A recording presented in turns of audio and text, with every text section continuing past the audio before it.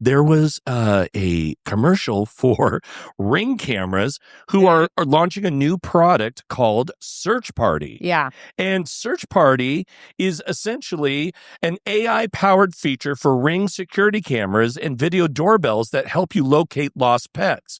They're starting with dogs. So basically, starting with dogs. if you belong to Ring, if you go like, oh, my dog's missing, you let Ring know, and they're going to search everybody's cameras that has Ring in your neighborhood or whatever. For your dog. Right. No. That technology could be used for other things. Yeah. Right. Police will never use that. Right. Yeah. That is a mass surveillance system, folks. First of all, I'm not spying on my neighbor. I appreciate the commercial where they're like, we've been losing our animals all these years and this is the only way to find them, and it's posters on a pole. But it's like, you're not accessing my neighbor's cameras to find my dog. I will go talk to the neighbor, I just think that's an invasion of your privacy. All of the surveillance state shit scares the crap out of me. Yeah. It really Creepsville. does. It's Creepsville.